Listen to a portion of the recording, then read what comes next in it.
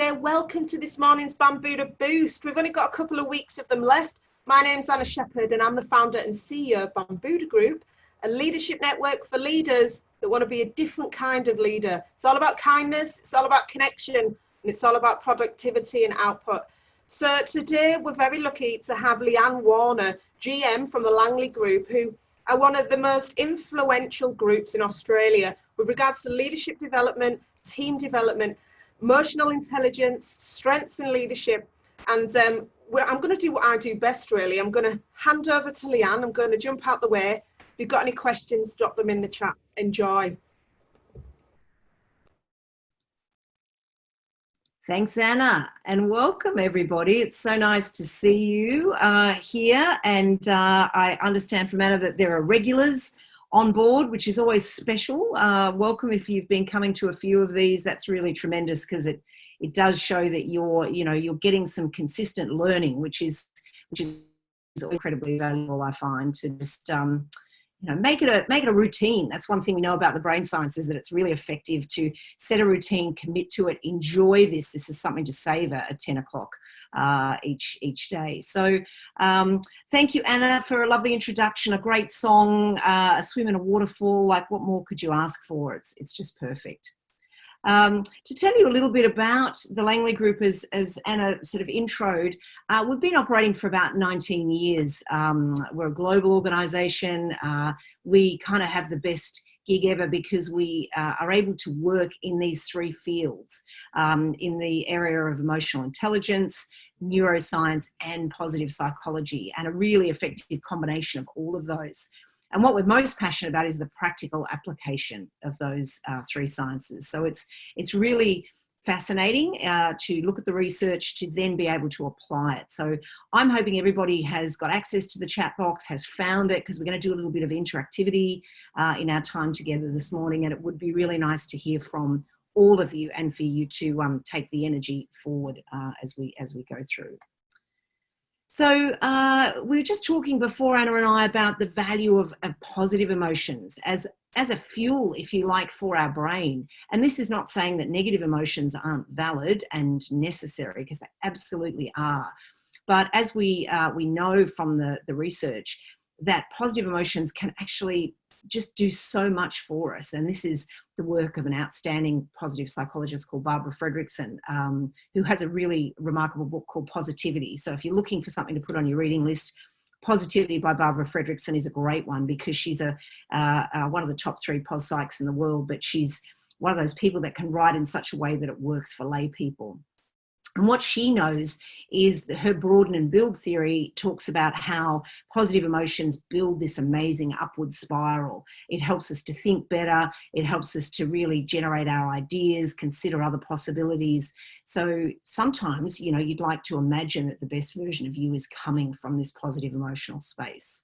And what we're going to talk about today when we talk about leveraging our strengths for ourselves and for other people is a quick fire way of getting that great positive emotion to happen.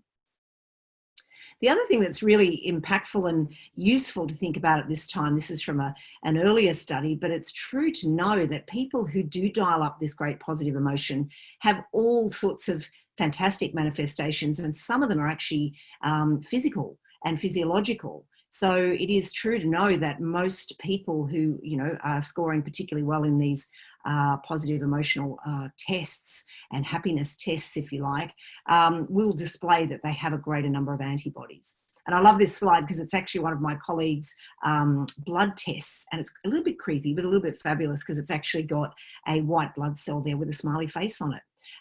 So yes, it's true to know that you will feel more well. You will actually be in a position where you're going to just encounter all of the stuff that's going on at the moment. I'm not saying you're going to be COVID free, but I'm saying in order to even just keep your stamina, your energy, your productivity, your emotional and physical brain power is enabled with positive emotion.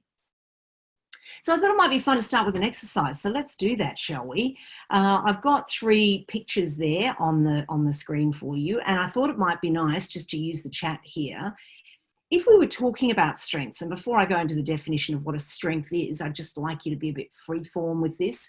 If you were to choose one of those cards as a visual representation of one of your strengths, what might it be? What might be the strength and what might be the card that you're choosing? So I'll let you just type that in the chat window for me. So what's the strength that you'd like to highlight as being one of your known strengths, and which of the cards is representing that for you? Just give you a moment to type away. Hopefully everyone can access it. I'm hoping that you found it in your toolbar.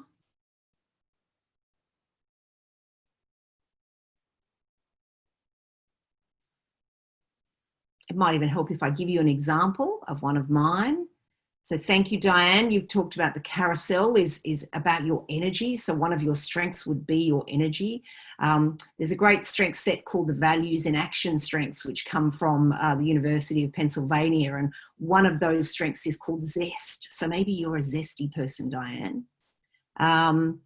So the sand for card 3, yep, I'd like to understand what strength is that linked to. And thank you, Glenda. You've talked about movement as a possible strength. Could be linked a bit to that zest that we mentioned, or enthusiasm, which is another really nice positive emotion to describe. Bravery, thank you. So the sand reminds you of how to walk forward, how to continue on. And it's interesting because I would have chosen the third image as well as outlining a strength of mine, which is connection. You know, I really love helping people meet other people and connect and get value from those associations. So I very much see those footsteps as walking out of the water towards people. So I would see that as connection as one of my strengths. Thanks, Pam. You've put down the middle card as your head's held high and you're looking forward. So this could be a strength of self-belief or confidence, which is a lovely strength to have. Or there's another nice strength that people can attribute and feel proud of, which is about being centered. So sometimes people who have great self-belief can be very much upfront with their confidence. Others can just be gently and quietly confident, and that would be a centered strength. Any other ideas? Any other strengths? I'm sure you've got many of them, so I'd love to, you know, don't feel like you're being boastful if you want to identify some others. What about the card on the left? Are there any strengths that you would associate with that particular image? What might be a strength that that visual is depicting? It's funny, I never know if it's a sunrise or a sunset. Yeah, lovely, thank you. The appreciation of beauty, that real value around, you know, the there is beauty in absolutely everything, and some people are fabulous in terms of how they value aesthetics, how they value nature. So that can be nice. Oh, that's a nice one too. I like that, Diane, that there's a belief that everything has a silver lining. And I'm not sure if you've done that exercise while we've been during that lockdown period, or if you can do it now that things are freeing up. But there's a wonderful exercise to actually be able to write down the 20 best things that have happened as a result of this period, since sort of the middle of March to the beginning of June. What are 20 outstanding and fabulous things that you have observed or experienced during that time? So that's that real silver lining exercise. Thank you, Glenda. That the inspiration of nature is absolutely apparent in that picture. I guess if I was using a strengths language, I might describe it as optimism. Yeah, do we know what that feels like when we feel that things aren't great, but they're going to get better and there is hope? So that could be a strength if somebody can dial into their optimism. So thank you for sharing that. Thanks for participating. So a little bit more about, you know, what we know to be true of strengths. And I love this quote. This comes from Alex Linley, who is part of the Centre of Applied Positive Psychology and the person who developed this amazing strengths profile tool that I'm going to talk about in a moment. And I love his quote here, which is, the smallest thing that you can do to make the biggest difference is to really dial into your strengths, become aware of them, use them, you know, take the energy that they will provide for you to be able to, you know, be the best version of yourself. So this is the technical definition. Just give you a moment to read that to yourself.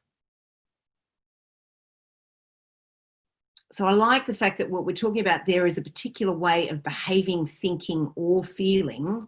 And note these other two words, which are really important here, that it's authentic and energizing for the person. So sometimes we attribute strengths to other people that will say, oh, you know, you're really good at that rapport building stuff, or you're really good at working in detail. You know, maybe that person actually isn't energized or authentic when they're doing that work. So it's always a consideration to bear in mind that strengths are something that we know in our heart of hearts, what we get energy from, what we feel confident and comfortable in, and where there's an effortlessness that will help us to be highly productive and really, you know, exciting in what we can achieve. So the great news is that strengths will always optimize people's functioning, development and performance. So that's the other good thing. You know, the smallest thing you can do to make the biggest difference in your own productivity, in your own commitment and ability, and also to just love what you do. So sounds like a silver bullet really, doesn't it? But kind of is pretty close to that. And you've got your own toolkit, which is what's so exciting. So this is the tool that we love to use at the Langley Group, and we are sort of, you know, pretty prolific as far as being the major distributor for this in Australia, and you know, worldwide we are involved with lots of global clients as well. But what I love about it is it actually takes strengths. There are 60 strengths in this tool that are identified through answering 180 questions. And what you can then do is be able to see, well, are these strengths realised for me? Are they in fact what we describe as, the name here is learned behaviours? So they're less innate than our realised strengths. We did learn how to do them and perform them well, but they won't actually work, you know, effectively from an energy source. And then of course we have our lovely weaknesses, and these are not development areas, okay? These are not things we need to improve. These are things that fundamentally, unless they're role critical, we don't want to work to try and improve them. We would actually much rather, you know, park them and say that isn't an area of strength for me. Indeed, it's a weakness. So therefore, I'm not going to continue to focus there. And then we have this gorgeous pot of gold, which is the unrealised strengths. So these are a whole cachet of strengths that are somewhat hidden. You know, if I was using the example of a dial, if your realised strengths are dialed up nice and high and we can see them and anyone can see them, these unrealised strengths may just be a little bit hidden. Maybe they were you know, more evident in a previous role that you had because you had a different scope to be able to use them. Or maybe for some reason you're working more in this learned behaviour area, which means that I'm doing things I'm good at, but you know, I don't really enjoy them. And that drain actually can then mean that your unrealised strengths are a lot less apparent. So I'd love us to be able to think about how we could, you can see they're quite purposely in green because we're saying green for go. Let's do more with our realised strengths and our unrealised strengths. And then our learned behaviours and our weaknesses, we've got to be cautionary. And indeed, with our weaknesses, we actually don't want to have to continue to try and make effort there if we don't want to. I remember reading somewhere somebody saying to me, even 100% effort in a weakness area may only deliver about 10% return. So it's trying to sort of, you know, get a different mindset about how to use your strengths. The other thing that I love about this tool is that it actually measures across 3 dimensions. So there's plenty of other excellent strengths tools. I think Anna made reference in the comms that went out to the Gallup's Strengths Finder, which is an excellent tool as well. It doesn't have these dimensional kind of granular aspects, which the Strengths Profile does. So this tool actually measures performance, i.e. how well we perform in a particular strength, and to what extent it energizes or de-energizes us. And it's true to say that sometimes people observe us performing well in a particular strength area and they give us more of that to do. And then we feel like, oh my goodness. And the one I gave as the classic example is that one I just mentioned about detail.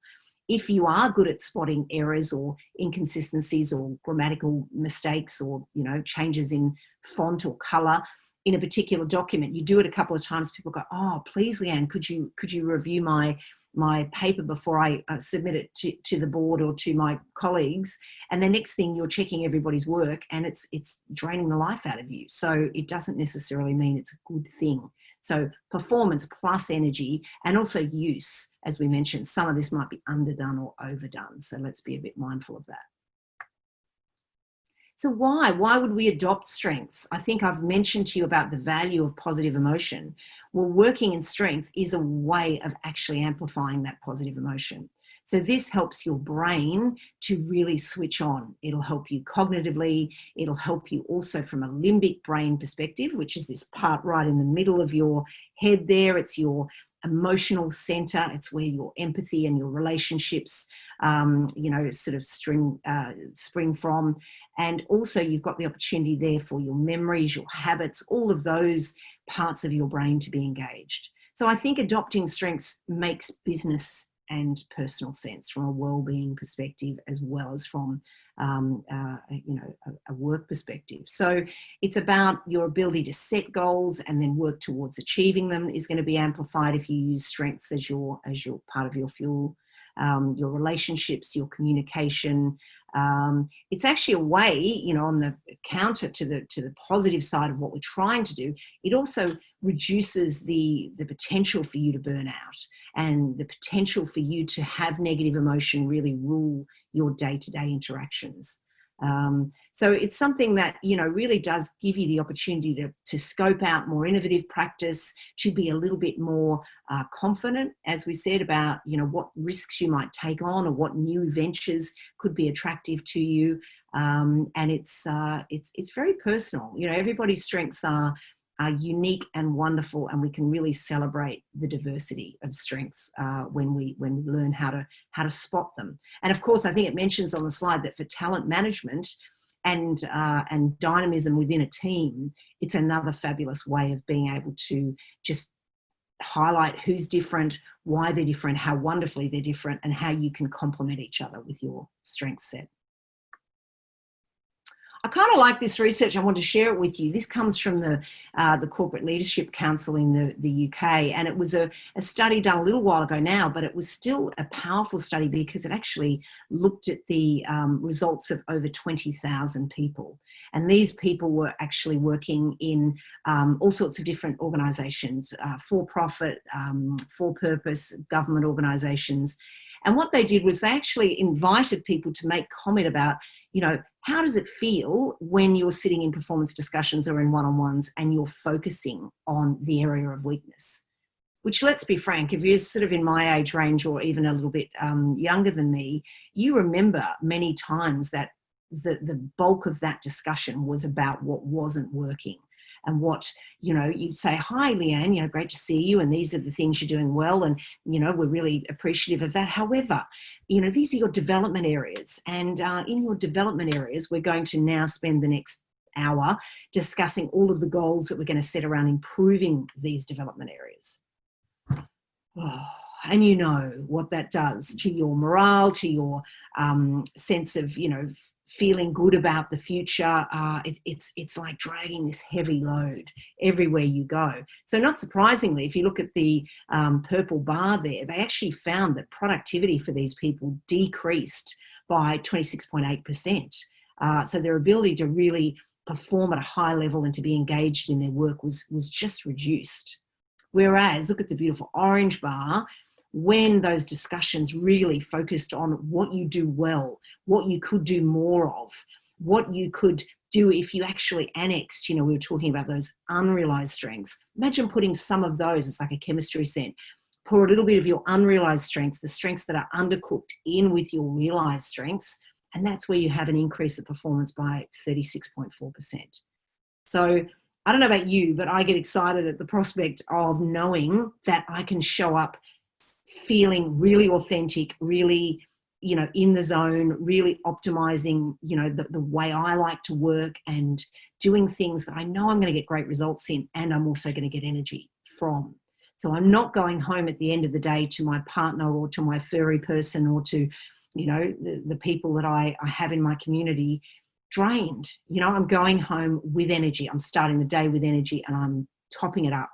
Do see it as a fuel source, because it really absolutely is. So what I thought might be fun would be to, people often say, well, Leanne, this sounds great. It sounds like sort of, the magic juice here. Where do I get some of this? But the reality is that you've got to actually work on it. You actually have to work at looking at people and being able to identify their strengths. And some of you may already work in teams that you know how to do this. And I hope that's the case. But for others who may not know this, it's really a fun thing to do. So what I'm going to do is, Anna, may I call on you first, please, because I think I can access you. You're off mute at this point. Here she is. And those of you who've worked with Anna might, you know, this will be a bit of an easier gig because you've listened to her for a little while, so it'll help. But I'd like you to sort of imagine that you've never met Anna before. And what I'd like to invite you to do, Anna, is to talk to us a little bit about just an achievement that you've had in the last couple of weeks, say. So it's in, you know, the last 2 weeks. It's something you're proud of. It's something that happened as a result of the effort that you made. So this is not, you may have humility as one of your great strengths. So you might want to talk about the team and what everybody did, whereas I'd really rather you focus this around your own achievement. So just to talk for, you know, 30 seconds or 60 seconds on what was the achievement, what did you do? We just wrapped up our cuddle groups, which ran for the last couple of months, and they were as a result of our response to COVID, where our members, two of the things that were most identified as needs for our members at the beginning of COVID happening was how to get knowledge and access to the information in short, sharp bites, and that was the boosts, and also the cuddles were about the connection to other leaders and that peer-to-peer support at this time. And we put together a little highlights video on Friday, and I just felt really proud and really happy that we'd been able to create that safe space for people. And I'd say that was one of the things that has got me through this period as well, is knowing that we've been able to be of service. Great. Okay, lovely. And in terms of, there's a lot of we in there. Remember I said about let's drop the we and add the I. So what's sort of, what did you do? What was your role in developing those cuddle groups? So I built the concept. I created and recruited the facilitators to run them. Mm-hmm. I reached out to every member of our community and spoke to them on the phone multiple times over this period to check in on how they were and what they actually needed. And I showed up every single day for the community. Lovely. Good. So can you hear the difference, folks, as we're listening? Like Anna did the we, and she talked about the community. When she started talking about herself, and I asked her quite a direct question, but she gave me very direct examples of what she did.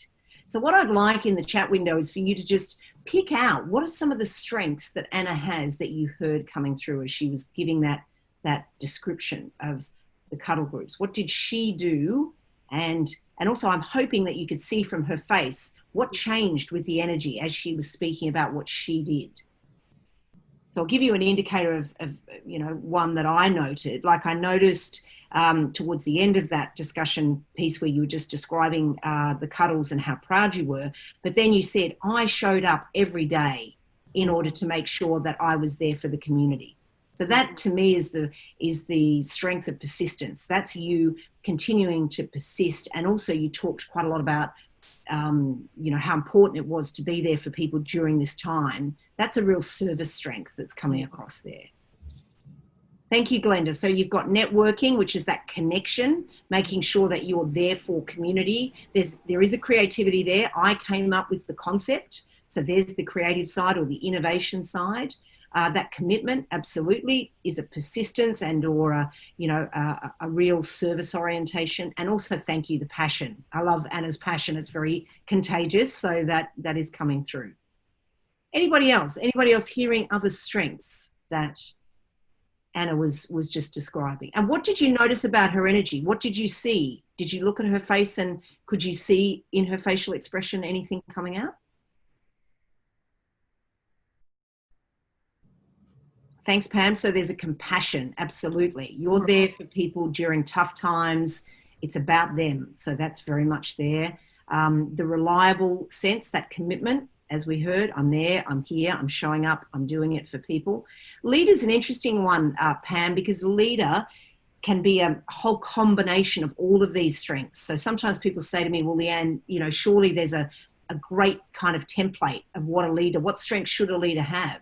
And I will always respond on that it's actually very varied. So leaders, as you would have known, if you look at great leaders through history or great leaders you've worked for, they're not cookie cutter. They've all got their own nice variation of this theme. So, but certainly Anna has that leadership capability. And I like pioneer. What a cool word, pioneering. So this is about being an entrepreneur, being out front.